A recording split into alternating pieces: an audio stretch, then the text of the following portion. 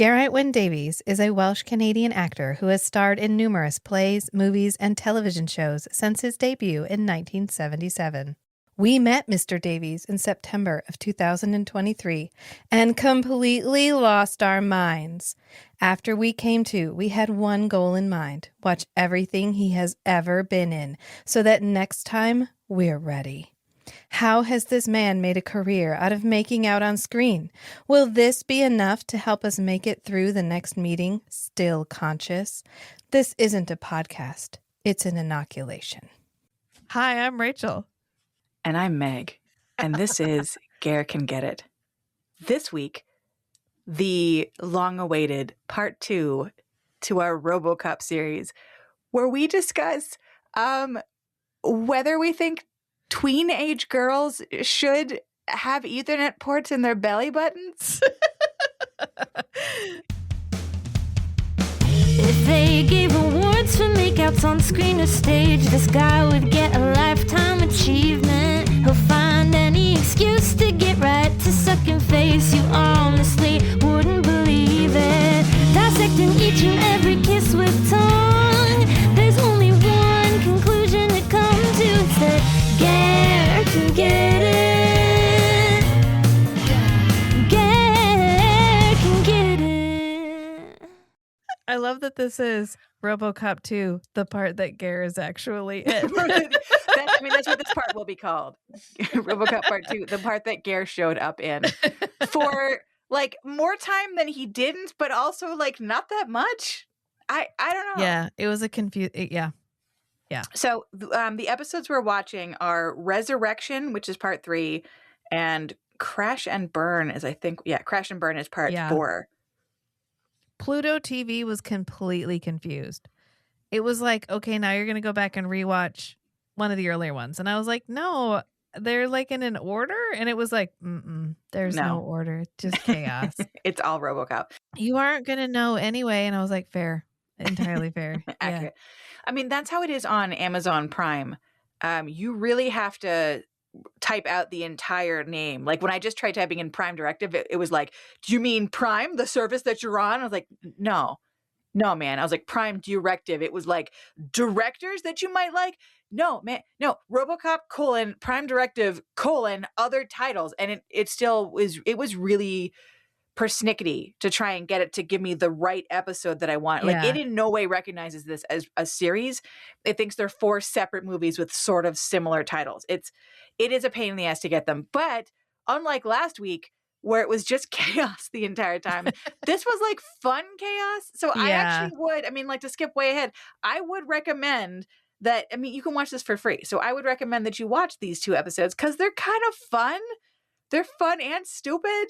So stupid. So but like stupid. Good stupid. They're like, oh, my brain shut off and I'm having a great time. Like, I don't know why everyone's shooting at each other. I think that at some point Robocop should have run out of bullets, but like, I don't care.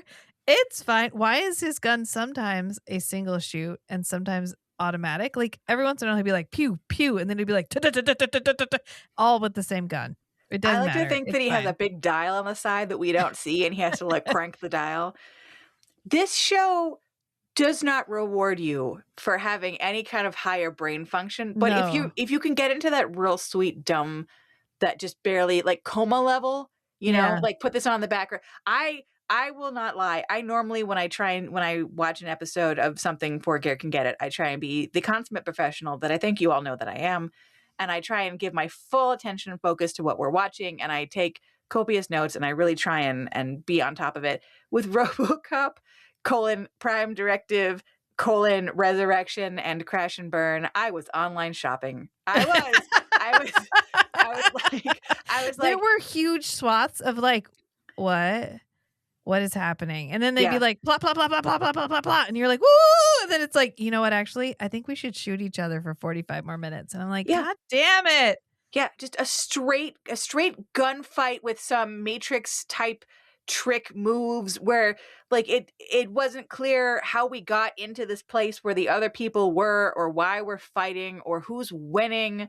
Yeah. or what the stakes are. It was Yep. just like, we've had 5 minutes of talking, now we need 10 minutes of zapping. And I was Yeah. like, okay. I thought Ninja Computer Programmer lady had died like 4 times. And I was like, "Oh no, she gone now," and then she'd be back and then at one point she gets kicked down a flight of stairs. Oh yeah. And she's landing By there, Ger, blood violently. is pouring out of her mouth and her eyes are open, and I was like, "Wow, he really just killed that bitch right now." And then later you see her and there's just an artistic line of blood coming down the side of her face, and I was like, She shook it off. "Oh, she's not dead?" And then they kill her entire cohort.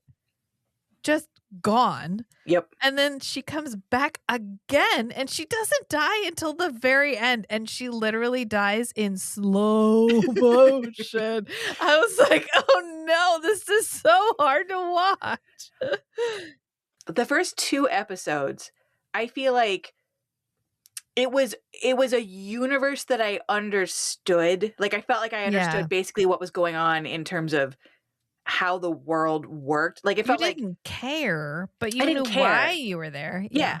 I didn't super like enjoy it, but I was like, okay, we're human beings in a world very much like the world that you and I currently live in, but fast forward into a very dark future where we're experimenting on dead bodies and we're shoving robot parts and servos up their butts, and that makes them kind of come alive again, sort of as horrible zombie Frankenstein monsters who are not alive and not dead, but otherwise, like, the other people are regular people is what I understood. But then we get to parts 3 and 4, and turns out I was very wrong, listeners. Because I think, and Rachel, you will correct me on this, I think all the people are also sort of robotic. They all have like the internet in their belly buttons, maybe. I think it's supposed to be we have augmented people, I guess. Because they mentioned that they had chips, and she's like, we had that chip burned out of our brain, and she has like a tiny little scar right by her so small, eyebrow. so delicate. And then everyone else has the same scar, as if at some point everyone was given a brain chip and they all opted to remove them by burning a hole in their own temple. Yeah, but I guess they didn't take out all the wires and shit, and they still maybe all have Wi-Fi extenders back there. Yeah, because one lady has actual wires in her skin. I think that is all supposed to be because Kane experimented on them. Kane or Cade? David Kadick is, I think, his name. Okay. I knew he was. I got it complete. I got every part of it wrong. Okay, so David Kadick has augmented all of those women. And that's why they're like that. Yeah. Well, that I understood, but then with his plan of killing all human beings on Earth altogether through Wi-Fi, that's where I was like... but that's because it's both a biological and a digital virus. Yeah, but so if you have any digital tech at all, you will be infected. Yeah, so that's what I mean is I think all people must have some little small amount of wires. Yeah. I mean, if you have like, I don't fucking know, a pacemaker, literally anything, you will be infected. Yeah. And then because you're infected, you will pass that on to other people. It's highly infectious. So all it needs to get to people is one person to be augmented. And then it can jump. Okay, so maybe not everyone is part cyborg, but if there's like enough cyborgs, if there's enough in the around, populace. yeah. Okay. Yeah. Then it can hop. Yeah. This movie was real dumb. This whole it's so fucking dumb. Like don't overthink it. Everyone will die because I can transmit disease over the internet, bitches. That's basically his entire. He's like, I figured it out. I'm so good at this. I implanted it in my own daughter because who gives a shit about her? Am I right? He made a part robot baby, and I know somehow nobody noticed. No, if I was a wife and my husband was like, "Hey, my kid I went out, like we went out together, and she asked for it. Please don't talk to her about it. She's kind of sensitive." And you're like, "What?" And she's like, "Yeah, she got a Ethernet cable as her belly button, but it's only decorative." I'd be like, what do you fuck you mean it's decorative? We're going to get that removed immediately. And he was like, shh, no. Shh. And she was like, okay, heard. And then how about the first thing that I buy her is an internet connected doll that you can easily hack into and then brainwash her through. Yeah, no, a father's love. So the character we're talking about is Ger's character in all this. Wait, before we start, there is one line before I forget that I had a direct objection to. Do it. Most of the dialogue's unintelligible. Who gives a shit? But this one was a bold choice, and it was any kind of father is better than none. Oh, yeah. Yeah. And I would argue that that is incorrect. That there are definitely kinds of fathers that are not better than none. Mm-hmm. Yeah, I think we can make a bold podcast-wide stance that if your father is experimenting on you as a child, that maybe you're the situation where the no dad is better. Yeah, using you as a incubation chamber for his specially tailored Wi-Fi virus. So dumb. So that every time you get upset, you sound like you're connecting to the internet because she's like, oh, she buffers. The little girl buffers. Oh my God. This poor child looks like she's buffering all the time anyway.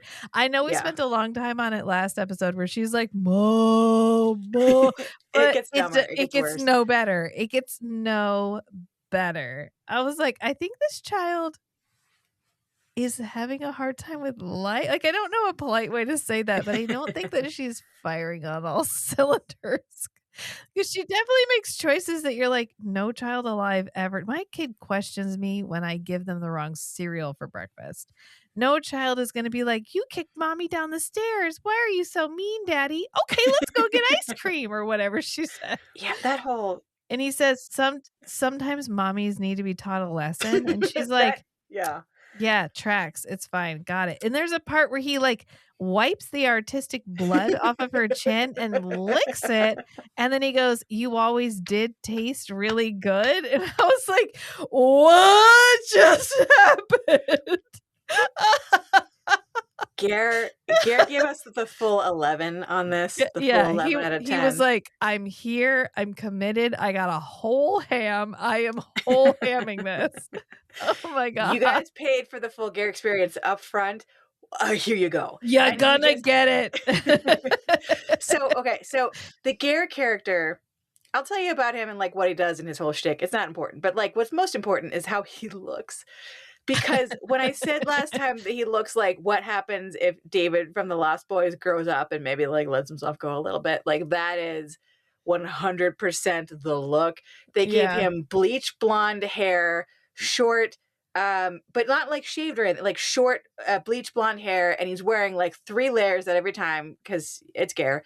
A lot of like leather, and at one point I caught him wearing fingerless gloves, and I like blacked out. I was like, it's too much. Chaps. He wears assless chaps over shiny silver leggings. Yeah, you know, as you do. He's a man of fashion. Because it's the future. I was like, are those assless chaps? And he falls down. I was like, oh yeah, there they are. Assless chaps. Man. I missed the pants because I was so blinded by the fingerless leather hacker gloves. I was like, what? He's got assless chaps and these silver leggings, so they're like pretty tight. And then he's got this like zip up that looks like, you know how sometimes men wear tighter pants and looser shirts and they look like a potato on toothpicks? Not that bad, but close. Getting there, yeah. I was like, this was a bad choice. Like whoever was like, I got this. I'm a costume designer. They were like, sure, Chad, the cinematographer's second cousin's boyfriend's roommate. Sure, you'll do this for free. Absolutely, you'll do this for free. Oh, for the clout. Oh yeah, we'll definitely put your name in the credits. Absolutely. Here you go. That's what it felt like. The whole outfit is very weird because everybody else, like if you just put a pin in the Robocop-ness of it for a second. But everybody else who's human, I feel like their clothing is never anything to remark on. Like the older lady that was the lab tech taking care of Robocop, I think she wears a lab coat, but otherwise it's just sort of professional woman of a certain age. I work appropriate clothing. And all the executives at OCP, they're all wearing suits and either like ties, or for the women, they're wearing like nice blouses underneath. The lady ninjas are sort of costumey, sort of, but they're mostly wearing clothing that looks like, I live in the near post-apocalyptic future and I need to be able to move my arms and legs pretty comfortably. So, Yeah. you know, like sort of a I don't know, black leotard, like t-shirts and shit. Like nothing where you're like, oh, this feels like a costume. And then Ger's character saunters onto set and I'm like, who the fuck are you, Dracula? Like, what? Why were they making so many weird choices? And it's not even like he's dressed like a biker because he's a biker. He's supposed to be a disenfranchised middle-aged computer scientist. And I'm like, so who was a child genius? Yeah.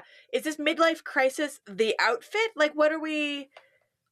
why I mean, I get that it's like, well, your character is supposed to stand out, you're like the big bad, and so you need an outfit that says ta-da, here I am.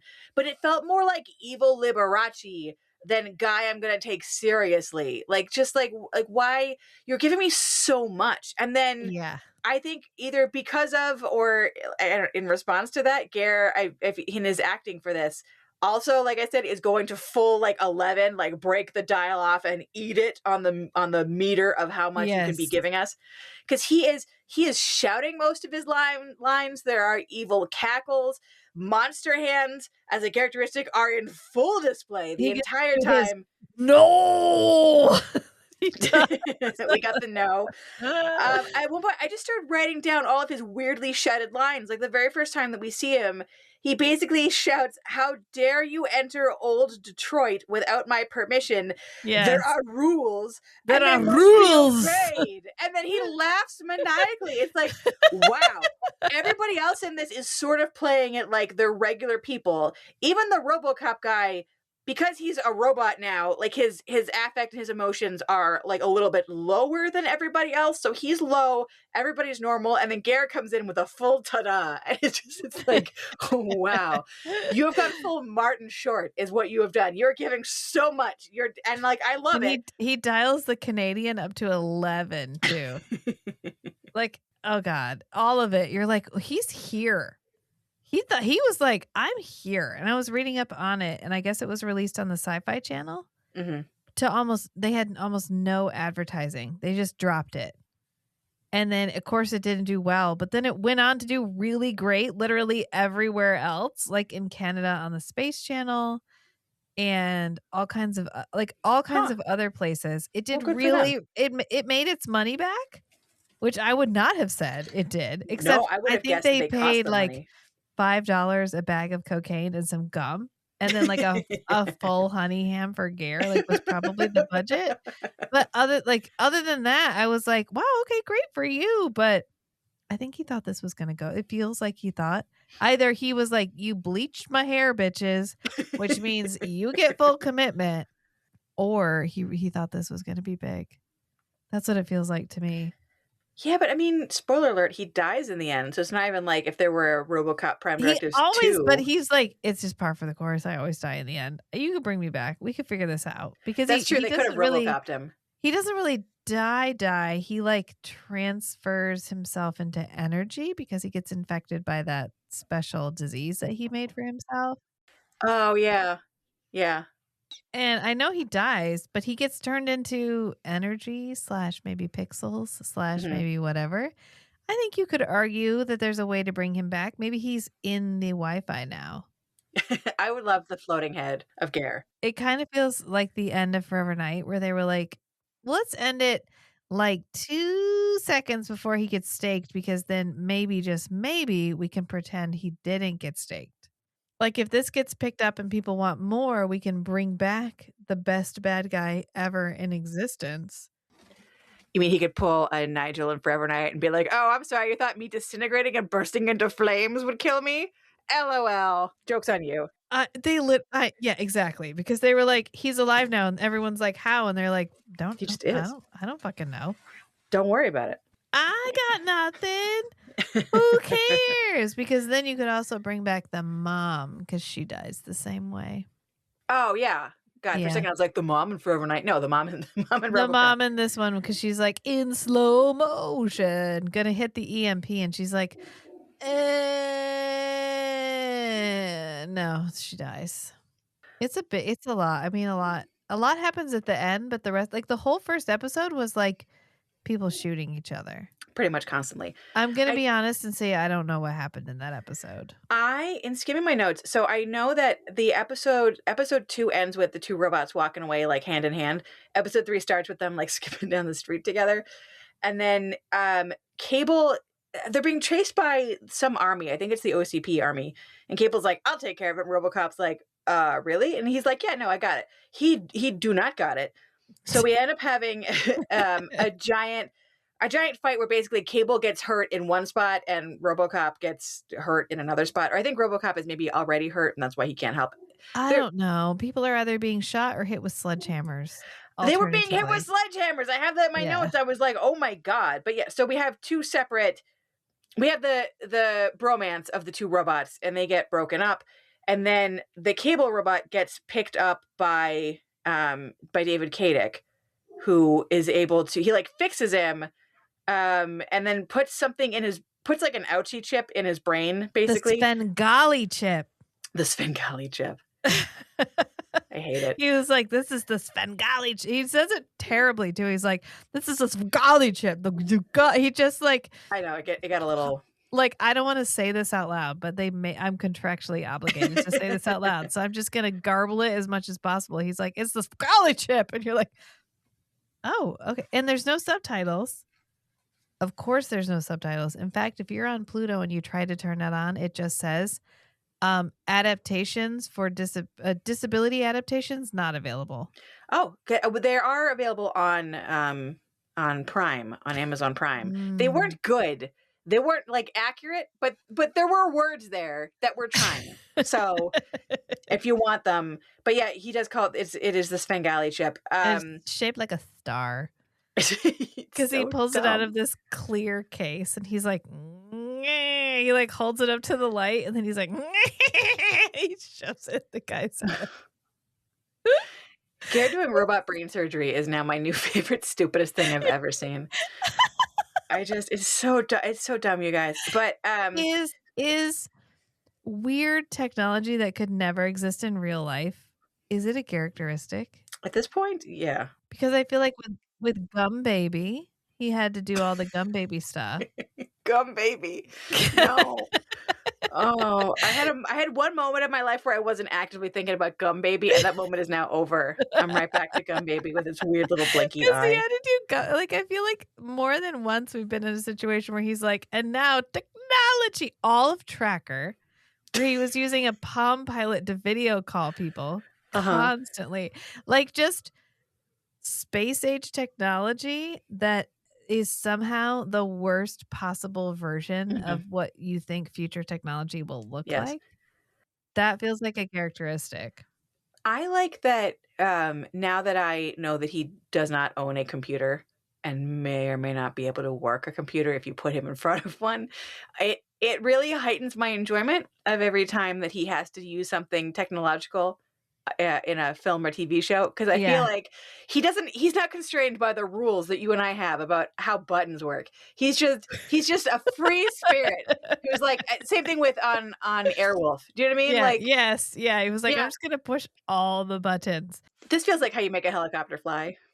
Airwolf is another excellent example of a future technology that doesn't actually exist and has aged horrifically. Like milk. Like milk. And this one is no exception. None. It's pretty fantastic. I love when they have the lightning fight where they're like with his lightning fist, and the other girl's like, yeah, well, lightning fist, and they like lightning fist each other. I like in my head, I'm like imagining what that looks like before the special effects, and they're just like, hey lady, hey Ger, just fucking aim your hands at people. Just aim your hands at each other like you think lightning's gonna come out dramatically. And they had to just just so dumb. The lighting doesn't make it any less dumb. It just highlights how dumb that. Like, correct. I feel like I look at him and I'm like, you're Prospero from The Tempest, and they made you shoot lightning out of your hands at a lady ninja.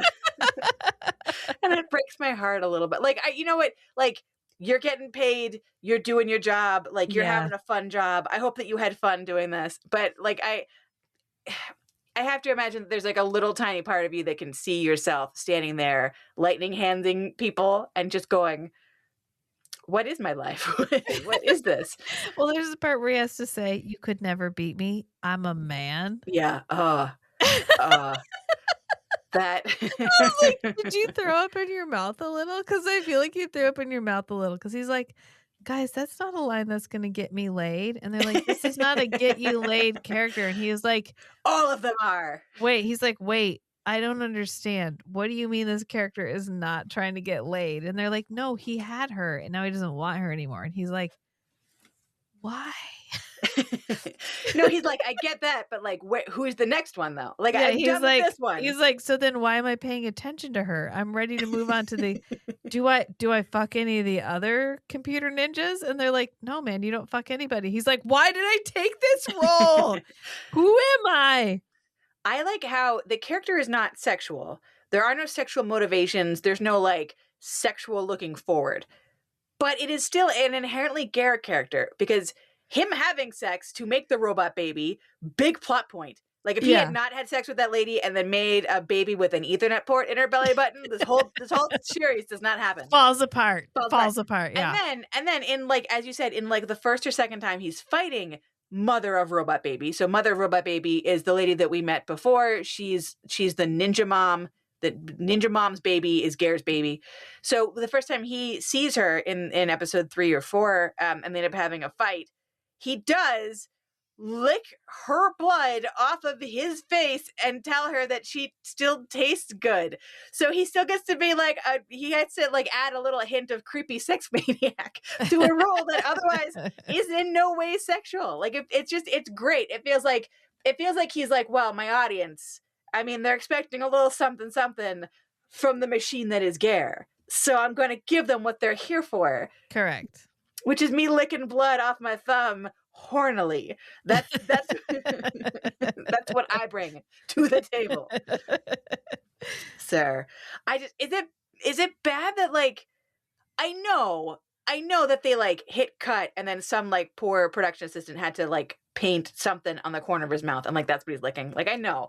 But like the mental image of licking pretty much anything, unless it were like just the very darkest of strawberry jams. Like if it were anything, like because I've used fake blood, like I put fake blood on my face. I've never had it in my mouth because, sorry, Kelly, it just grosses me out so much. And if it's not something that's like food, if it's not something like designed for eating, and he has to like lick it off his face, it makes me so deeply uncomfortable and grossed out. So like I have utmost respect for him being able to lick shit off of his face on camera because I would be heaving. I would be barfing so violently in the corner somewhere.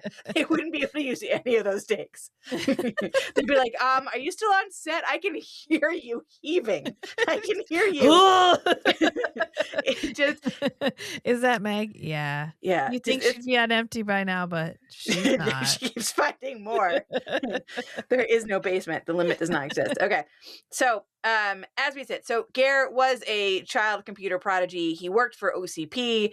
He got pissed off for reasons I don't really remember. And his plan is, what if I kill the entire world? And so he's going to kill the entire world by, as you said, spreading this virus called Legion, which is half technological and half biological. And if that makes sense to you, audience members, congratulations. Write it on a postcard and send it to us because it made very little sense to either one of us. But somehow he's going to do that. And he's describing it like it's going to kill everyone. And then in the same breath, he's like, and then I will force an evolution of human beings and like human beings will be better. But he has not made it clear at all how there are going to be any people left. Like, are there some people who are going to be naturally immune to your robot flu? Like, how? Fucking how? Or are there people like that they're so far up in the Arctic or deep in the Amazon that the robot flu can't get them? Like it's never really explained, but he doesn't seem to think he's going to be killing the entire world, just most of it. And I don't even really understand what his beef is. Like, I know he used to work for OCP. I think they fire him because, like, your experiments are too crazy. But, like, those are the same people that turned around and made a Robocop. So, like, they have not really explained to me how whatever he was doing was so much worse than, I Right. mean, he made a Robocop from birth, I guess, in his kid, who has computer chips in her brain and an Ethernet cord in her belly button. But, like, otherwise she seems fine and, like, conscious, whereas Robocop is, like, barely a person. I mean, he gets to have some memories of his human life, and he gets to Yeah. have, like, sort of Frankenstein level conversations with people, most of whom are also other Robocops. But he is, like, barely alive.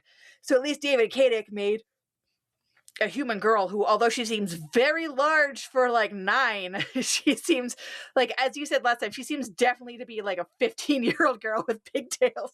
Yes. Yes. And it's such a okay. So I know like this era was known for casting like 35-year-olds as high school students. Correct.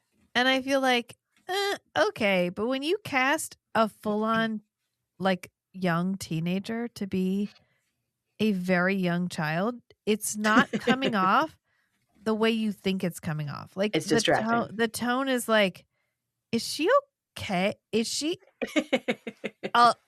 good to be alone? Like, is she good on her own?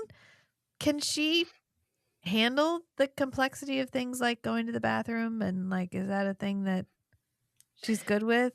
And then they Yeah. give her this doll, and then the whole time Robo Mommy is like, oh, I love my daughter. I want to keep her from her evil daddy. But where is she? Oh, I don't know. She'll come back later. Like they don't know where She's she like a is. stray cat. She'll come home on her own. Yeah, it's fine. I don't know. I think that's probably the weakest link of the second 2 episodes for me is just this kid that I'm like, what is wrong with her? Because then he's like fleeing the scene later for reasons. And she's like, Daddy, I hurt. And she just watched him kick her mom down the stairs. And her mom was literally bleeding out a pool of blood out of her mouth. And he was like, sometimes mommies need to be taught lessons. Yeah. And then she's like, Daddy, oh, ouchies. And he's like, oh, here you go, honey. And he pulls out this giant, like, glow in the dark yellow vial and is like, shaboof! And like gives her a shot. And she's like, thank you, Daddy. You're such a good daddy. And like falls asleep. And you're like, what was your early childhood like? Because it doesn't feel great. And then he's carrying her. That's the part that I feel the most bad for, because Ger is having to pick up this 15-year-old girl like she's a little 6-year-old and Yes. full on like sack of potatoes carry her for several scenes. Yes. I don't know how he managed to do it. And he's not, if it were me, I would be bent over like a pill bug being like, I got this. I got this. He is carrying her like she is a small child. Like he's not panting under the weight, but she is like half the size of him. She is very big.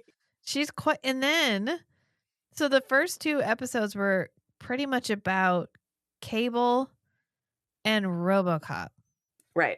And then the second 2 episodes are like, what if Cable was basically a weapon that had legs and arms? Yeah, remember how we fixed him and he wasn't evil again? He's that way now. Yeah, no, he's evil again forever. It's fine. And then Robocop, remember how nobody knew who he was? Well, it turns out, remember how everybody knew who he was, even though nobody knew who he was? Well, we're going to tip the scales towards everybody knew and now have daddy issues. Are we cool with that? Like that's going to be the only valid RoboCops in the RoboCop episodes plot that's going to happen. Yeah, it's weird that they focused, now that you say that, it's weird they focused in these last 2 episodes on both RoboCops, so RoboCop and RoboCable, on both of them wanting to be dads. Yeah. But it's not really a big thread in the first 2. And also, I feel like I don't really get why it becomes a big thread in the last 2. So, as we said last time, RoboCop's son, Jimmy, works for OCP. And depending on the scene, he either knows that RoboCop is his dad, knows that RoboCop is the body of his dad, or has no idea, but like is getting cryptic messages through his OCP email that's like, maybe look into RoboCop and whose body parts they use. That could be fun to look up. Signed, your secret friend. So it's just he's all over the place, but he will figure out in this that RoboCop is his dad.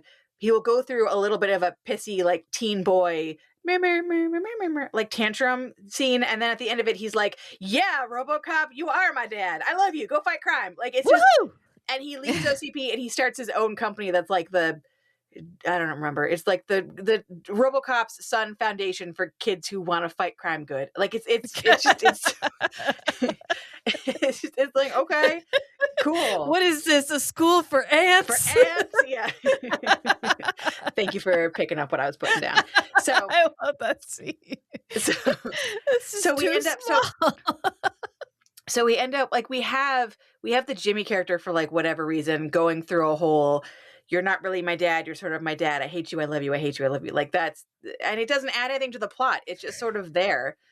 I know he's gonna kill his dad because it adds to the plot because he's the one who brings the EMP. Yes, that's right. Yeah, he was gonna shut off all the robot stuff. Yeah. Yes. So and he's gonna do the EMP, and then he's like, "Oh no, Dad, I'm gonna give you a second chance." Yeah.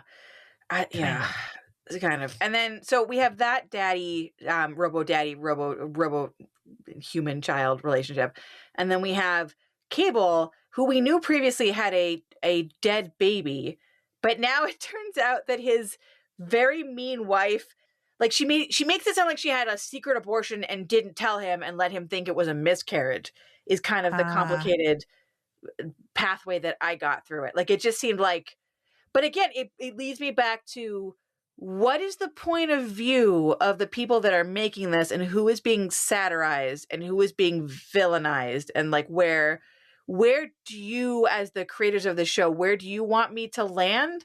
Do you know what I mean? Because because obviously I'm pro-abortion rights, but this character, this Mrs. Cable character, it's really shitty. Like, she's a really, like, the idea of having an abortion to punish somebody, I feel like there's nobody that, I don't know, that just seems like a very evil, messed up thing to do, to be like, you know what? You made me the wrong ham sandwich today, so fuck you, no baby. Like that, like it feels so so arbitrary, exaggerated, and yeah. It just feels like such an extreme that I'm like, is this the right wing's nightmare of the future, where liberals rule and we all have abortion on demand, like we have walk-in abortion booths? Or is this liberals satirizing what Republicans think that our future would be like? Do you know what I mean? Like, it's like we talked about last time. I don't know the point of view that is coming at me with this, but I see that you're giving me like a bad character, but I'm trying to figure out if you think you're giving me like something more, like that she's a symptom of liberal excesses, or I don't know. It's right. Just trying to figure out, like, is this a commentary or is it just tragic backstory? Yes. I need to know. Yes. And it's never really clear, at least for me. Yeah. When I wasn't online shopping, it was not super clear for me what was going on. But 3 hours long. So I'm sure there was a certain amount of time spent actually watching the show. Was, look, when they weren't zip zapping each other with laser hands, I was trying to pay attention. So yeah, there's a lot of just action scenes where I was like, oh, okay, I'm gonna check out for a minute, because but speaking of, so we had talked a little bit about how the lady ninjas used to all work for Kadic, and that's how they get the lady ninja laser powers. And that's why they all have the scar on their temple, like you said, because they had like a chip or whatever installed by Kadic. Yeah. Did you think that they were just his henchwomen, or did you get the impression that they were forced to be prostitutes or sex workers? I think I'm going to go henchwomen, just because it's the early 2000s, rather than like plural marriage situation. Well, I didn't think plural. I thought like forced sex, kind of. I think it could go any old way you wanted it to. Like, I don't want it to go that way. Was she just the first one that got pregnant, or was she special in some way? Yeah. I interpreted it as he just had them all there and was experimenting on them all, and he was like, he had a baby with one of them, but wasn't necessarily in a intimate relationship with all of them. Just that's how my mind was like, here's how we're going to protect you from the truth today. Well, and I don't know why I was so in my notes I just wrote, was she a forced prostitute or ...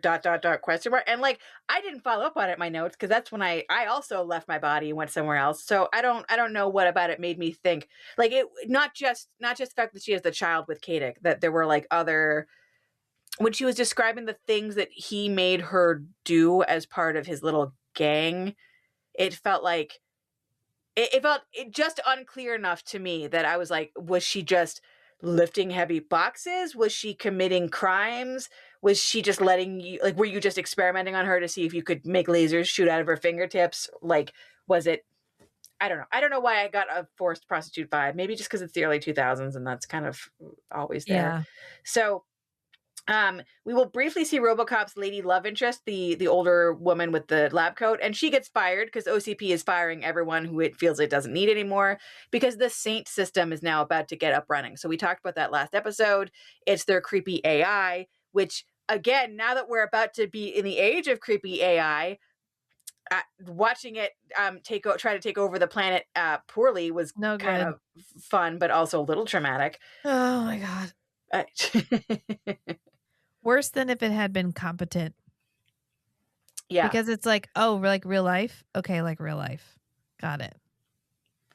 I do sort of like the nerdy scientist being like, I made this great AI system, and then the great AI system being kind of a flunk. Like I kind of like, but he tries to log in and he's like, I think someone's been messing with it.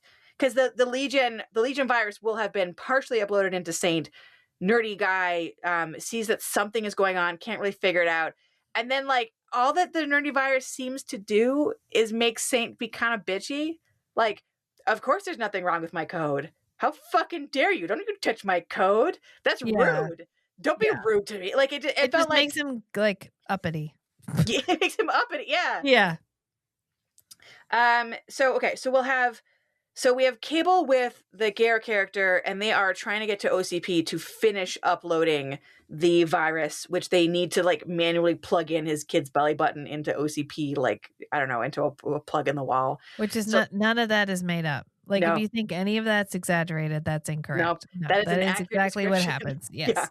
So that's half of our characters, our cast of characters, and then the other half is the ninjas and Robocop, and they will drive this like, is it like a Trans Am? It's like a muscle car, and they will. Okay, and also earlier he uses that to rescue them, doesn't he? Because he breaks through the stained glass wall.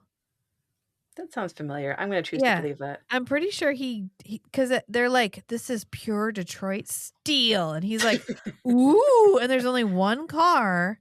And at one point, somebody gets kidnapped and he has to go after them. And he's like, car.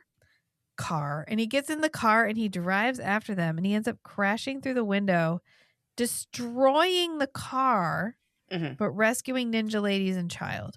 And then they retreat. And when they are now back in their warehouse location, the car is back in the background and covered with a tarp again. And then when they get ready to go on the big car chase at the end, they're like, car? And he's like, car. And they get in the same car. Unless I'm crazy town, I'm pretty sure they get in the same car. And now that car is a plot point for the rest of the movie.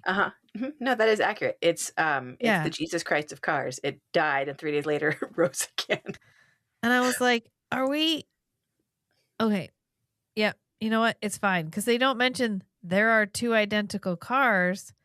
Haha. They're just like, yeah, we have one really good car. And he's like, cool, I will save it to use twice. Yeah.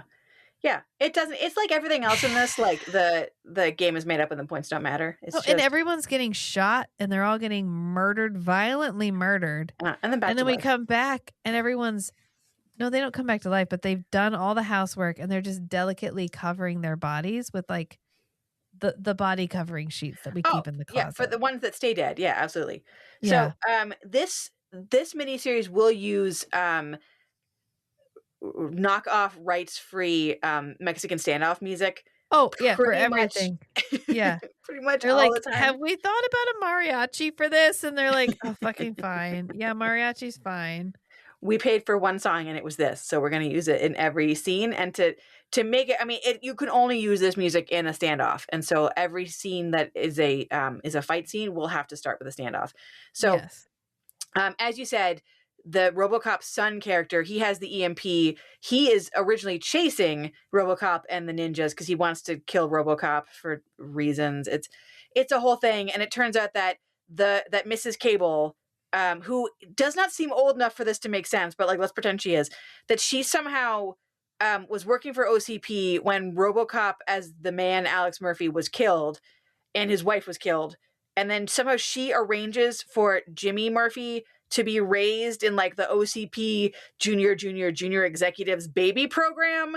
Somehow, like it's real fucking dumb. But she's the one that basically encourages him to look into Robocop secretly and then not so secretly, and like encourages him to basically like go on a mission of vengeance against Robocop with the EMP. Blah blah blah. It's dumb. It doesn't make sense. So she will send him after Robocop. That's how the Robocop Jimmy Ninja party starts. So then we end up having two groups now, Ger and Cable and Teenage Baby versus Robocop and ninjas and Robocop's kid with the EMP. So they will have a bunch of standoffs and then not, standoffs and not. Mrs. Cable will run off with the Damien, who is the white man who is now running OCP after having killed every other executive by blowing their heads up with atmospheric Giving them pressure. heart attacks, because earlier on a news broadcast, they're like, Yeah. whoa, They the all had heart attacks entire at the same time. CDO level, like people that came to talk about shit, all died of a heart attack. Oh, no. And they're wheeling them out on double-decker stretchers. Yes.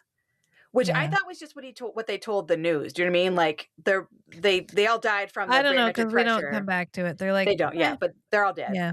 So he's the one that's running it now that they're dead. So he has hated Cable's wife, Mrs. Cable. It's like Sarah or something. I don't know. He's like, they have been at each other's throats the entire time about their disagreements on how to run the OCP company. And then when the shit hits the fan and you have two Robocops like rampaging through the lobby, she's like, oh, actually, you know what's a funny thing? I can bite just this part of my lip right over here and talk very quietly and stare at you seductively, and it will make you forget every fucking name that I have called you this entire time and make your dick a little hard. And it turns out that's how that works. It's a little bit like magic. Correct. Yes. And he's like, oh, I know we were enemies, but like, maybe you'll blow me? And she's like, I don't know, maybe. You should stand right here next to this elevator door. She opens the elevator door, and we all know that there's no elevator in there. Like, the elevator car is way, way down in the shaft. She knocks his ass into the fucking elevator hole. And he survives. And he survives. He crashes through the roof of the elevator carriage at the bottom of the elevator shaft. He ends up getting out. And then the Saint system, which is just going haywire this entire time, because it's not good. We said it's not good. It wasn't good before the Legion system corrupted it. The Legion virus corrupted it a little bit. It's not any better now. So it's just ignoring everybody's security codes, and it's just going nuts. So he crawls out of the wreckage of this elevator car, and the Saint system is like, I know who you are, but I guess I don't care. Pew, pew, pew, pew. And it lasers off both of his fucking legs after he's crawling out of the elevator carriage. So like, his legs are not working. He's army crawling with his arms, across the ground. The Saint system lasers off both legs. Then he's crawling away from his stumps. You see the stumps behind him. He's crawling away from the stumps.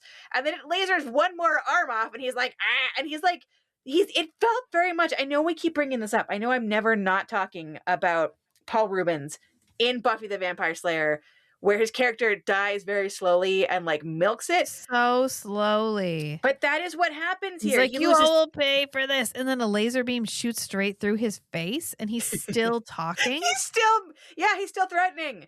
Yes. His brain is being cooked, and he's still listing off his grievances. So it's two legs, and then one arm, and then the last arm, and then his head, and he's still talking, and then you just see like 10 more lasers like zapping into his whole body. Yeah. Like, delete. And he's like, I'm not dead. I survived a fall through an elevator shaft, through the ceiling of an elevator, into the elevator, and then I literally lived until 20 laser beams were firing at me. He That's must have how had a good lot I of am. robot parts. He was Yeah. like, "Fuck you, I'm not dying." And they're like, "What about overkill?" And he's like, "All right, fine." So we will end up having a ticking clock going on because the Saint system is almost ready to control the entire world, or as much as OCP was controlling before. And so they have a ticking clock for like when that is going to happen. And when that happens, if the Legion virus is uploaded into that Saint system, when the Saint system goes live everywhere, the virus will go live everywhere. Everyone will die. So there's our ticking clock. That's how we get all the parties into the OCP building. As I say, we deal with like Mrs. Cable and her weird being a bitch to Mr. Cable and her abortion thing. Like that is going on in the background. She's talking with Damien. Those two characters end up just kind of not mattering. The Damien character dies. The Mrs. Cable character becomes the head of OCP, and at the end of the entire miniseries, she's just dealing with the fallout of her company being found to be a bad company, and people caring, which was kind of refreshing and fun and nice. Like, oh, interesting. Wow. Okay. yeah, corporate evil not fiction. rewarded. Got Oh, it. yeah, Fiction. yeah, Okay. yeah. The robot part, I was like, no, this I believe. But then when they were like, we're going to hold this corporate CEO accountable, I was like, oh, it's a cartoon. No, lies. Okay. All lies. It's a joke. So we end up having them. And they have like a bunch of, like you said, they have a bunch of Mexican standoffs. I'm trying to find. So so much of this movie was like, and then they beat each other up. yeah. And then we and have now 5 these minutes three of plot. people, and now those three people, and they're different three people, but it's always three fucking people sitting there with their laser arms. At one point, a guy gets his hand blown off, and then he's holding what looks like his own internal organs for like a hot minute. Oh yeah. Yeah.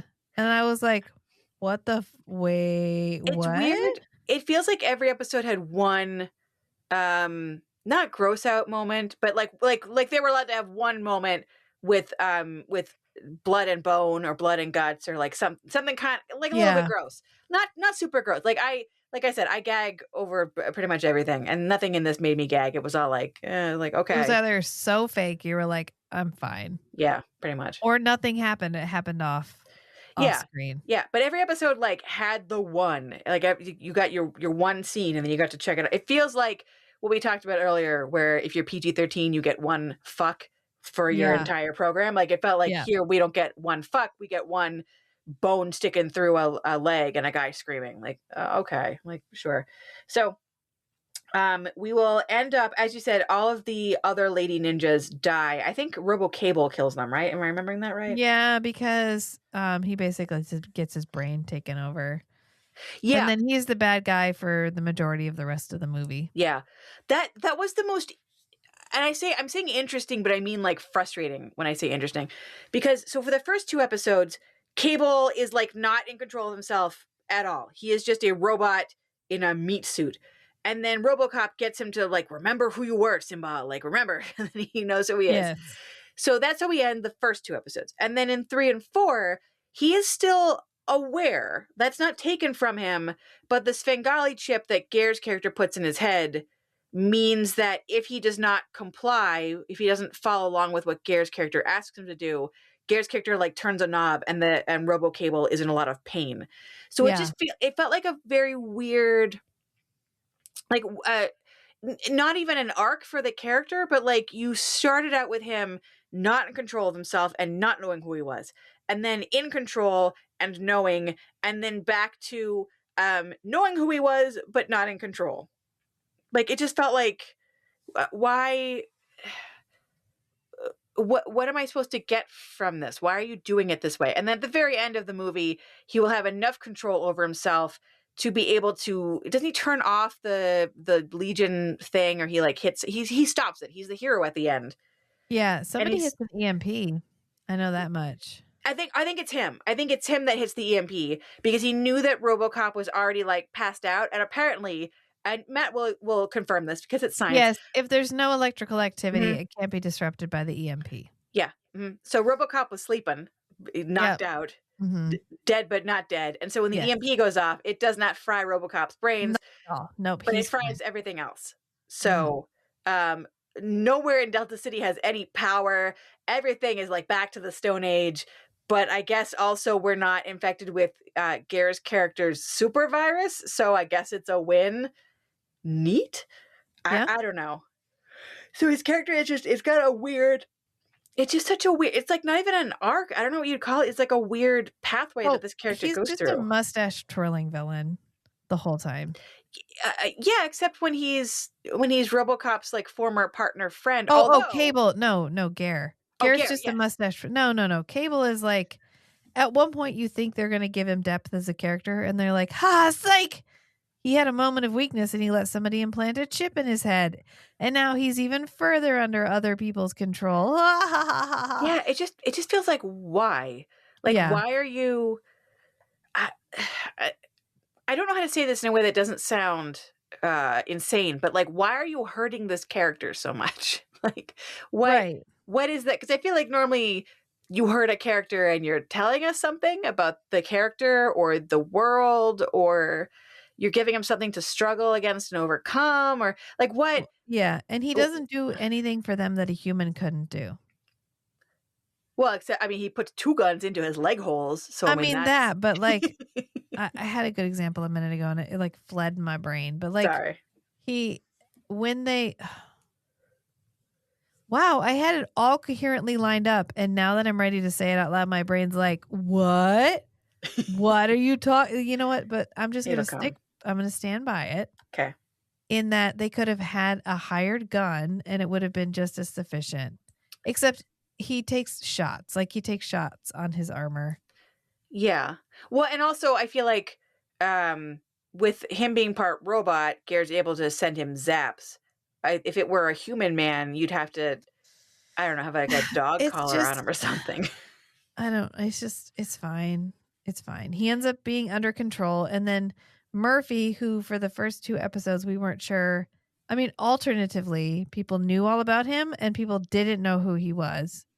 Ends up reuniting with his son in a very like, no, not my son moment. And you're like, what?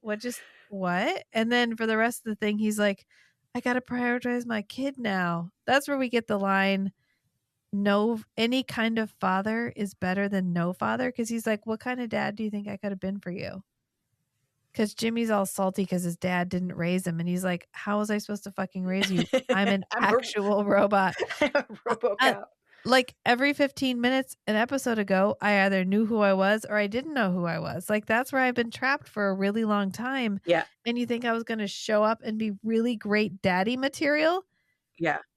Is that how you thought that was going to, were you going to come live with me in the basement of the police department? Can you imagine Robocop having to like hardcore shuffle his ass into a PTA meeting? How is that going to go, Jimmy? It was not going to work out for either one of you. No. So he's like, I couldn't be that for you. And he's like, whatever, man. And that's where we get the like, will he, won't he with the EMP. And then the video cuts out because they rehire all the CEOs like immediately. Oh yeah. They get a brand new team. Yeah. And they're watching this guy and the video cuts out. And then they're like, oh, good. He killed him. But of course he's like, ha, psych, and doesn't kill them at all. I actually love my dad now. It's weird because it's sort of like how the actress that's playing Ger's child, the child is like talked about like she's like 6 to 9 years old, but is played by someone who's probably closer to 16. But then the Jimmy character, like he's at the very least a junior executive at OCP. So I feel like you have to be at least like early 20s. I guess maybe you could have just graduated high school and they didn't make you do college and but like probably you've done college and you're like 20s-ish. But the way that he talks to his dad, to Robocop, feels like a 14-year-old boy. Like, screw you, man, you weren't here for me. And he's like, I died and became a robot. Against my will. Yeah, I didn't do this on purpose to not play catch with you. Like, if anyone has an excuse for not showing up for birthdays and like your every other weekend, it's being turned into a Robocop. Like, I will accept that as an excuse. Like, that's a legit... Oh, yeah, completely. Yeah. But Jimmy is like, no, man, like, you missed my band practice. Sorry, son, they wiped my memories. You should have remembered me anyway, Dad. God, you're so Yeah. lame. And then they bond and become friends again. And it's like, there wasn't, it's weird to me. I know we keep talking about this, but like the jarring tonal shifts of this whole program, it's so all over the place. Like, it's not a straight satire comedy. It's not like they throw in moments of like heartfelt parent child robo dude bromance relationships. Like, they throw in like heartfelt moments, and then like moments of drama where like Mrs. Cable is like, that's why I had you killed, because I never loved you. Like Black Widow femme fatale noir shit. And then they have the Ger character just cranked up to 12, going like full on cartoon maniac. It's just, it's like, what program, what did you think you were making like 6 different genres, and you rammed them at each other and made your own Robocop of a show and just ran with it. It's very weird. But so yeah, long story short, so the Legion program will be uploaded into Saint. It starts working, and I would have figured that if it was uploaded, it would just, go everywhere. But I guess it just picks one character at a time to work its magic on, and then when that person is dead, then it goes to the next one. You know how science works. It's going to take a real long time to transmit this virus. Yeah. Did you ever play Pandemic 2? Oh, well, there's a Flash game, an old school Flash game. I think it might be an app now too. But you were a disease, and you had to try to infect the whole world. And there was like every country had to be invaded separately, and Madagascar only had one way to get it infected, and it was by boat. And if you came on too strong and your disease was too powerful, they would notice right away, and Madagascar would immediately close its ports. And once it closed its ports, no matter what, you couldn't win the game. So you had to like be as slow as possible to wait until you got at least one case in Madagascar. That is deeply fucked up, but also does not surprise me. I played that game so much. I'm horrified, and yet I sort of want to play it myself. That sounds like a messed up kind of fun. But so yeah, that's what it reminded me of. In this, it's weird because like the virus, it literally is infecting like not just people within a certain radius of the building, and then further, like one person at a time. Is not me exaggerating. It's one person at a time. So it infects Ger's baby mama. Is it Anne? I don't remember what her name is. The mama ninja, mummy ninja. So it infects her, and it like so it burns her body with a blue flame, but like in pieces slowly, and it makes robot noises kind of. Did I have a stroke? Am I remembering that correctly? No, it all happened in slow motion, because she's like, oh no, the only way I can stop this from spreading, because she just kicked Ger into a wall and he exploded into light, and she was like, oh no, that's how he died, that's how I'm gonna die, I need to EMP this shit right now. And so she gets to the EMP and she's like,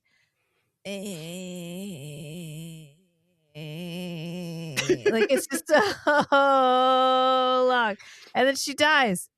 She straight up fucking dies before she can hit the EMP button, which is not a button, it's a switch.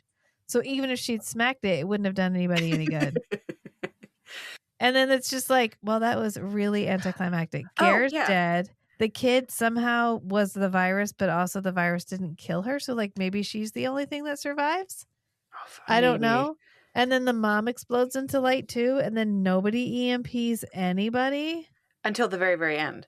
Yeah, and then finally they're like, should we use this thing that we've had for an episode and a half now? And they're like, I mean, fine. Yeah, go ahead, I guess. And that's after other Robocop passes out, and so he's powered down. And then they use the EMP, and then when he wakes up, Cable has sent him a message that's like, haha, I got to sacrifice myself and you didn't, bitch. Ha!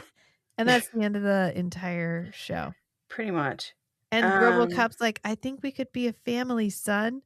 And Jimmy's like, that's all I've ever wanted. And no one learns anything, and there are no consequences. And that's the end of the entire movie. /6 hours worth of time. Yeah. Yeah. Yeah. I went through I have nothing to add to that. I was going through my notes and I was like, yeah, no, you're right. So Lady Ninja kills Ger. He explodes into electricity and he's like, I'm cool with this. I knew it was always going to end this way. Fuck you, bitch. Like dies with like 2 middle fingers in the air, like, Yeah. and explodes. And then she explodes. And then, and then we have, for whatever reason, Robocop is passed out.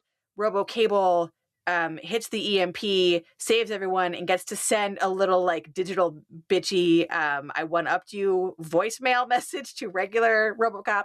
And then at the end, when the little girl she has no mother because that was Anne, and no father because that was Ger. They're both dead in a pile of flames. And then they just have the random nerd who is in the basement being like, I'll take care of her. The guy who wrote the AI that was going to automate everything and it actually did quit. He was like, I don't think it's ready. Probably because you have a 1-person development team writing the entire AI that's going to automate this whole city.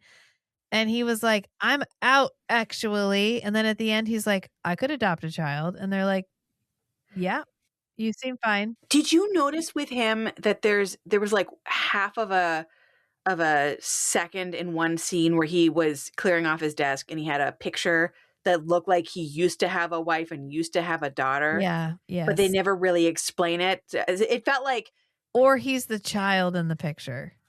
Or maybe, yeah. No, totally, yeah. I was thinking that it was like, I had a wife and kid, now I don't. Now I got a free robot kid, which is all I've ever wanted as a nerd. He's just like, for you, my family, and like touches the picture, and you're like, but who are you in family? Because no one in the picture is that actor. Yeah. So you're like, I don't know what family you mean. Did you find that at the thrift store? And it's a random family, and you're like, I'm doing this for you, random family. Sears models. I love you, Sears models. This is just the picture that came in the frame. It's weird. It's weird. This whole thing is just it has such a focus on parent-child relationships. Yeah. But like not in any way that I can tell what they thought they were saying about parent-child relationships. Right. Like, yeah. It's all over the place. I mean, but okay. So the only thing that we didn't mention or we like touched on briefly was Ger's monster hands, because when he touches, I don't want to say this in a way that's going to sound like something bad happens. When he gently caresses the face of the 9/16-year-old girl who plays his child, he is doing the weirdest things with his fingers that I have ever seen. And I do not in any way mean this sexually. I just mean it sort of feels like if I handed you a cantaloupe and I was like, touch the cantaloupe like it's your child, Rachel, or I'll kill one of your real children. The way that I think that you would act if you were like nervous that your real kid was going to die and also not really sure how to gently caress the head of a cantaloupe. That's kind of what Ger's doing with his fingers. It feels like in the script they were like, David Kadick touches face of child lovingly, and he's like, well, I'm an evil robot scientist and my child is half a robot and she's 16 even though she's supposed to be 9 and she has giant pigtails and she's kind of weird. So, and I don't feel comfortable doing this. So it felt like that was all the subtext of the way he touches the kid on the face, because it's sort of like, oh, you know what it is? Okay. This is a very dated and very gross reference, and I do not want anyone to watch these movies because they do not hold up, and I'm not excited for the new one. But the Scary Movie franchise has a...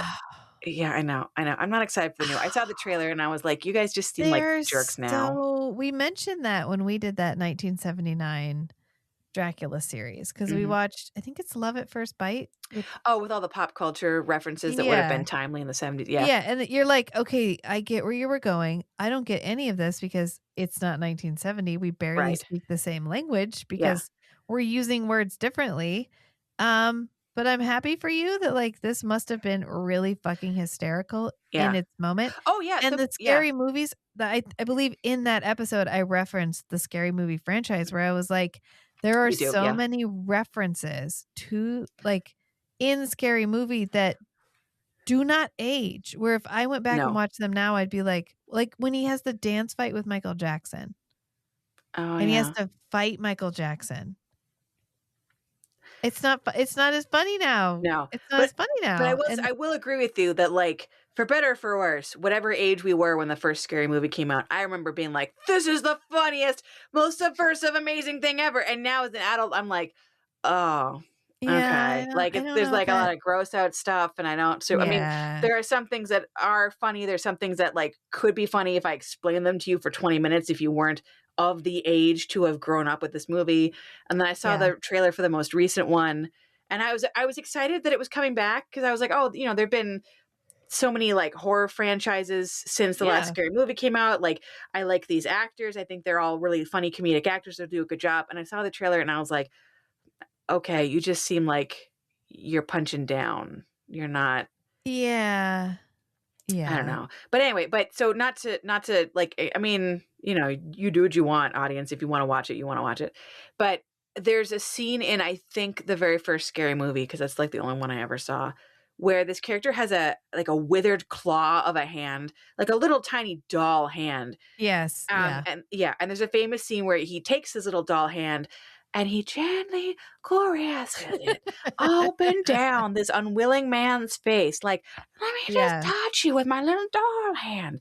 And it's really dumb. Like, it's very dumb. But like Yeah. when you're like 12 to 16, I don't know, whatever age I was, when you're like a tween teen watching it, that is the funniest fucking thing you've ever seen. This little tiny hand Right. going up and down a person's face. And that is kind of how Garrett's touching this kid's face.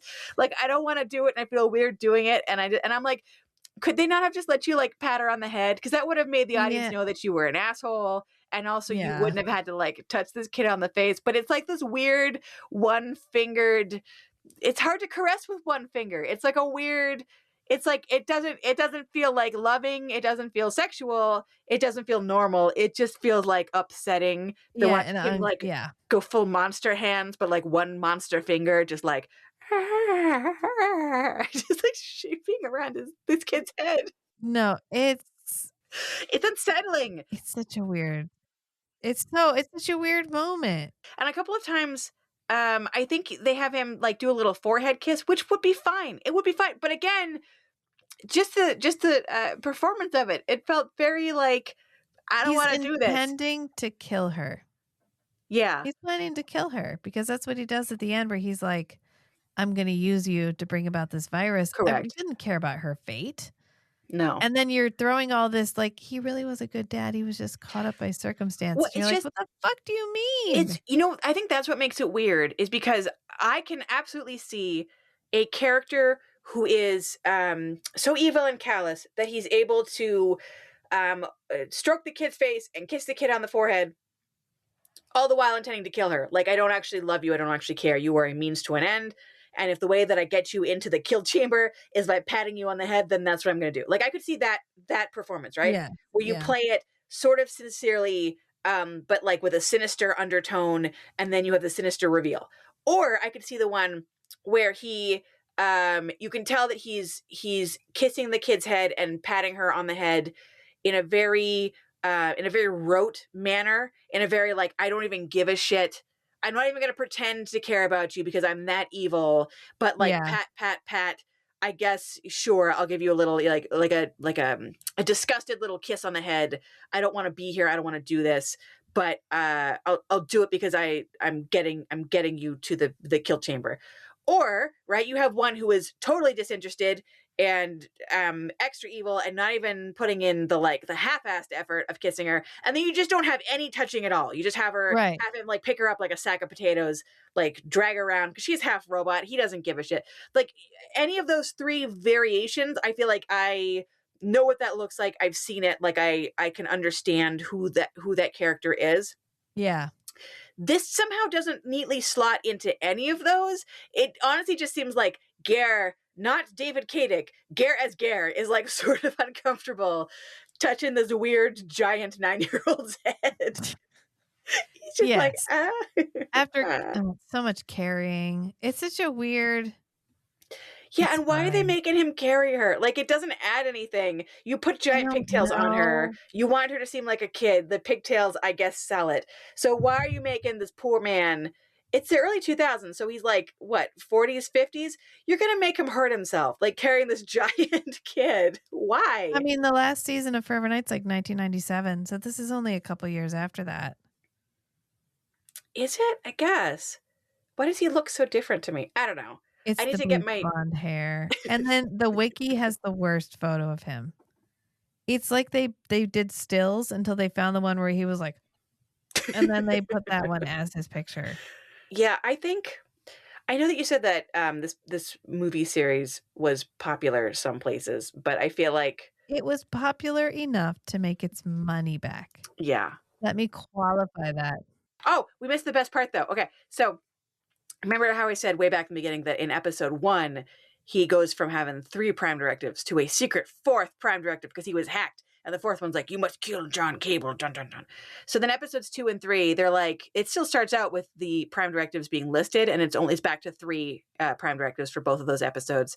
So they just list it, kind of wrote, whatever. But then in episode 4, oh no, when he gets knocked out, he gets rebooted. And when he's rebooted, he has no prime directives anymore. He is in charge of himself. What? Bum, bum, The prime bum. directives had a point. Oh, there was a point all along. Not like a coherent, cohesive point, but. Yeah, a point nonetheless. So characteristics. Okay, so we got monster hands. We got unsettling sexual moment when he licks the blood off his face for no reason that relates not at all to the character. End of the season forever, forever. Yes. No more Robocop TV shows. No. Ever. No, he killed all the Well, I thought you said there was another. There's a movie, but there's no other. This is No more TV shows. Of the 3 TV series, this is the last one. Okay. So he kills the series. He dies at the end of the series. Yep. Graphically, horrifically. He shoots into light. Yes, he becomes a light beam. Mm-hmm. Mm-hmm. Which is how we see him, so that's fine. That makes sense. Yeah, it's fine. Yeah. Mm-hmm. I'm trying to think any other characteristics. He doesn't get to romance anybody, but he does get a couple of like, I fucked you lines. Yes. Like he's weird with computers. He's weird with computers in a way that's deeply unsettling. Like the computers are an entire other podcast because every interface looks like an early 90s video game. Yes. It's bad to the point of like, I know this is satire, but like, is this part satire? Thank you. That is what I was asking myself every scene. Is this scene meant to be satire? Do these actors know that this scene is meant to be satire? And if 1 and 2 are both true, then number 3, who are we satirizing in this moment? Yeah. Like, I can't tell. I feel like, I know we've had this discussion before, but I feel like some of the Ger properties we've watched, I end up going, am I too smart for this? Or alternatively, am I much, much too dumb for this? Yes. And really, their very smart points are just soaring way far, far above my head. Is that what's actually going on? And I still don't have an answer. I still don't know. Yeah. But okay, so kills a series, dies as a character. Weird technology. Weird sex moment. Monster hands. He's wearing layers, but at this point he gets to do his like his evil noises. Yes. Scare evil noises. He gets to do a weird accent because, as you mentioned, he will talk to his daughter through her teddy bear, and it doesn't appear to be like a speech to text thing. It doesn't appear to be like an actual robot. I think it's just Ger doing a little baby voice. Okay. So he got to do a little baby weird voice coming out of his teddy bear. Yeah, fair enough. To lure his daughter out to Don't kill tell her. mommy. It was so awful. It's like a cautionary tale of why I don't let my kids have unfettered access to their phones. Yeah. Because this tiny robot bear is like, come find me, but don't tell your mommy you're leaving. And she's like, okay, no problem, crazy bear buddy. We're best friends. You would never mean me harm. Mm-hmm. And then just wanders off into the sunset. I feel like characters around him acting significantly dumber than is actually reasonable. It might also be another characteristic. Or just a characteristic of television. Oh, yeah, that's fair. And he tends to be in the worst example I know, poor Ger. of TV. But Cable ends up okay. Oh Yeah, I think that's most of the characteristics. I don't, because he doesn't have a love interest, so he doesn't get to do, like, nobody tells him he's pretty. No, They do say he's very, very smart because they talk about how he's a child prodigy. Mhm. And they had high hopes for him, but then it turned out he's actually a psychopath. And I was like, that's a pretty fair pipeline. So, okay. Yeah. So I think for raised eyebrows, I'd have to go like 3 out of 5. And the docked 2 are literally just because he didn't have the opportunity to do his usual like love interest shticks. But where he could hit it, he hit it. And made a robot baby. Yes. Where did we end up falling on the Brick to Dick index? Brick characters are stupid, right? And Dick characters are more of an asshole. He's not himbo. He's Dick. So he's full Dick. Yeah. Yeah. Okay. So this is a Dick on the Brick to Dick index, and then right, because he makes a bunch of really misogynistic cracks. Yes, so awful. Where he's like, you can't defeat me. I'm a man. Well, and I have to say, so I know out of most of the fights in this are just kind of, my eyes glazed over. Like, how many times can you watch one RoboCop shoot lasers at another RoboCop? Like, I don't care. But the Ger scenes, or I should maybe say it like the Ger stunt double scenes, the violence in those was kind of surprising. Like, because as you said, he kicks the lady ninja, down the stairs.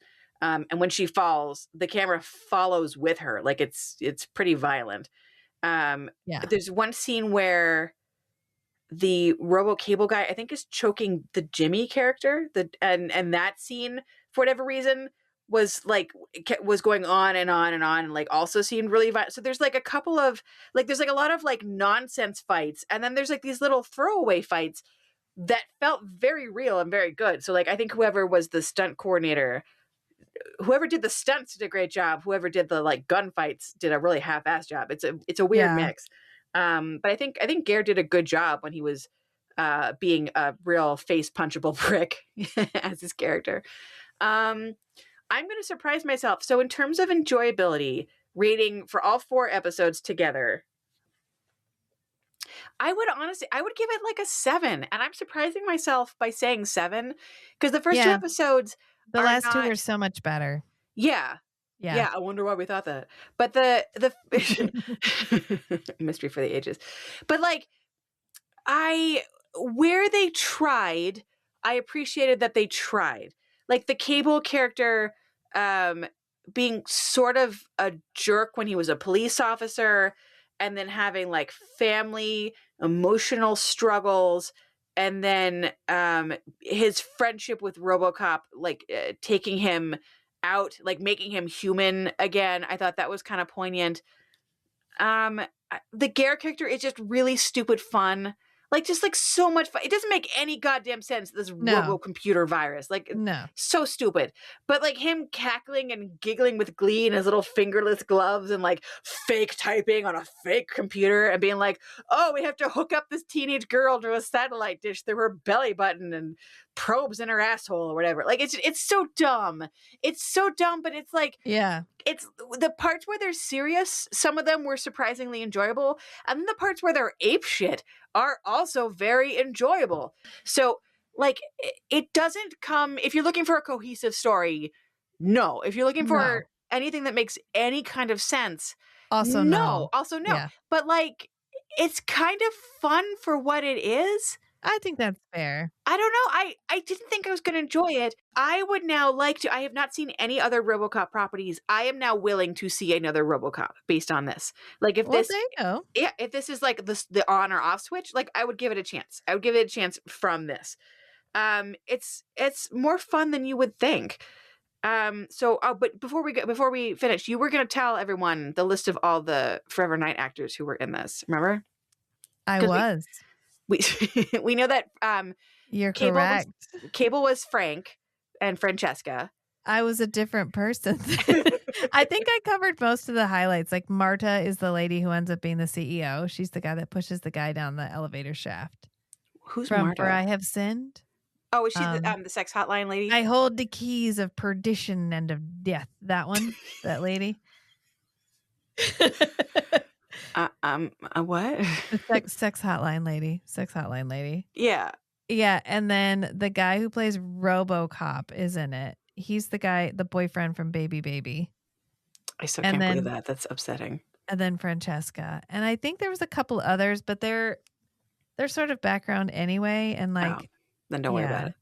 I left my piece of paper in my somewhere else, and it's life. midnight, and I'm fighting for my life. I know. I'm sorry. It's okay.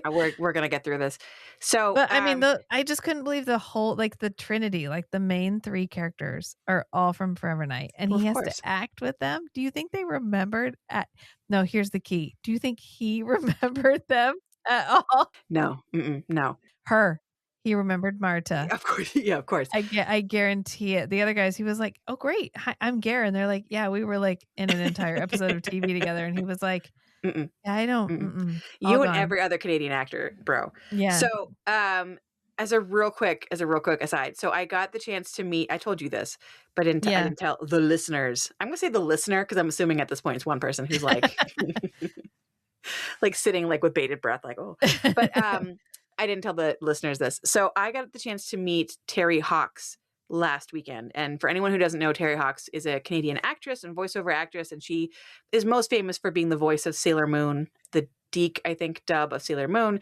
So if you watched Sailor Moon when in like the late 90s, when it first was dubbed in Canada and the States, and you remember that very distinct voice, that's Terry Hawks. And that's what she sounds like in real life. So like, having a conversation with her was very trippy. But she's a very nice, sweet lady. And I forgot that she was in the episode of Forever Night in season 1, where there's all the models. You know the name of it, I'm sure. They're like injecting vampire blood to stay young. Yes, I think correct. Oh my God. You said it and now I can't think of it. I know. But it's the one where they're all like, and there's like the flashback is a countess lady. Yes. How she just wants to stay young. And Ger's like, I mean, youth is overrated. And she's like, fuck you. And so she goes and she's like, to Jeanette. She's like, Jeanette, I want to stay young forever. And Jeanette's like, heard. And like turns her into a vampire. Botox is expensive, girl. Yeah. Twist your neck. Yeah. So she is Terry Hawks is one of the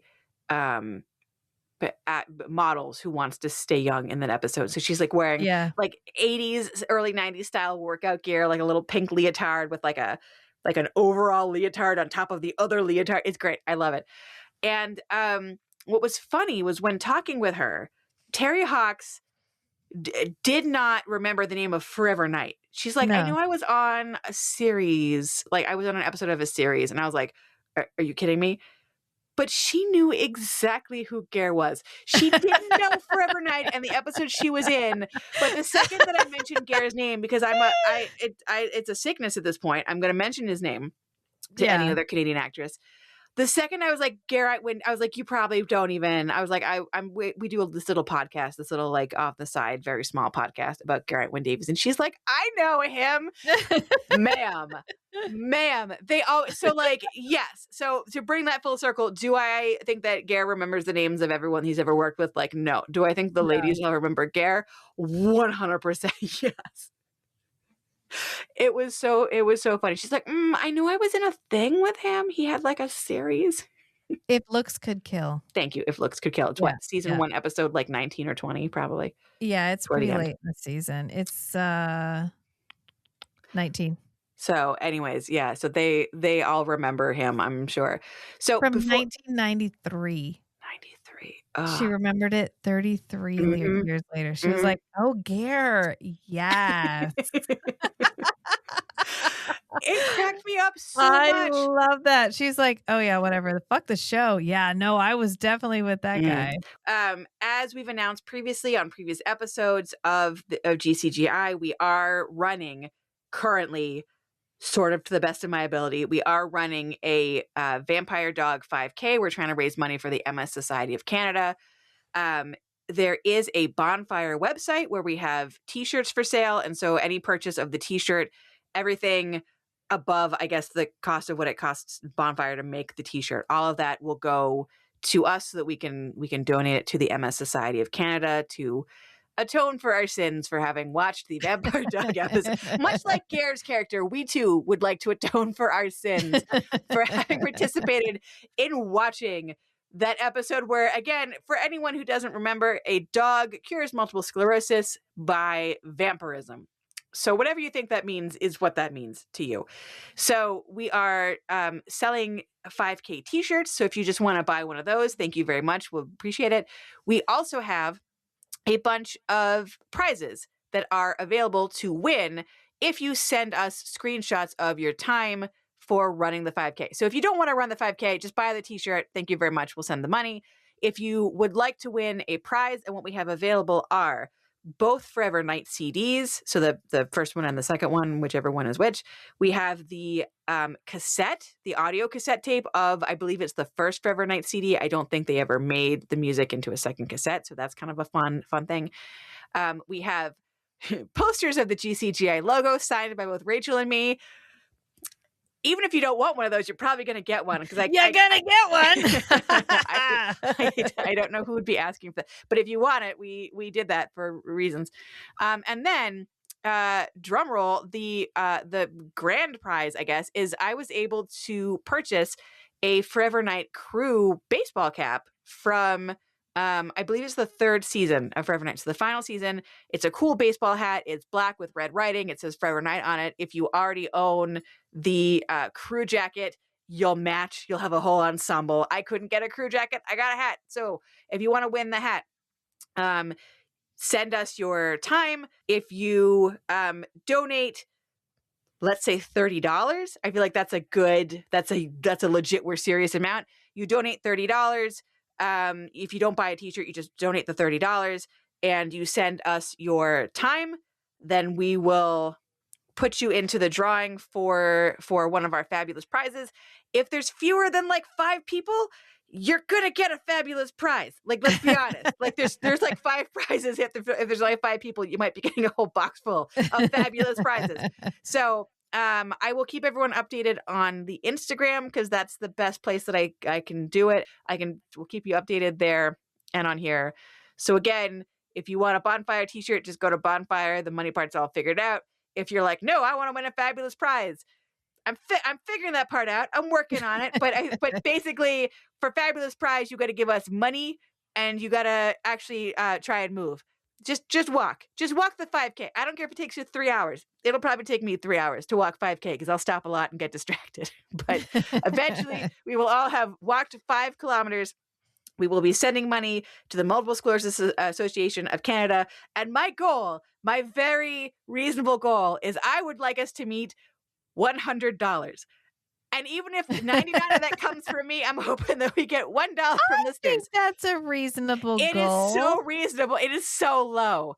If I can't reach it through listeners, I will just donate $100 from my own shame is what I will do. Yeah. But I would like you guys to help me assuage that shame together as a group exercise. So the links for the t-shirts should be on the Instagram. If they're not, hit us up, let us know. And you could post pictures of what the shirt looks like on Instagram too. You could tag us in them. You could wear the little outfits and we'll send you messages about how cute you look. Don't you want, I think you want that. I think you want us to tell you how cute you look.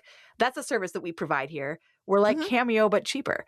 So watch the Instagram, buy our stupid t-shirts, walk your stupid kilometers, send us your stupid pictures, and we'll send you our love and thanks. And together, we will exercise this shame demon that has lain atop our shoulders since watching this truly most insane episode of television. So, okay, bye! Bye!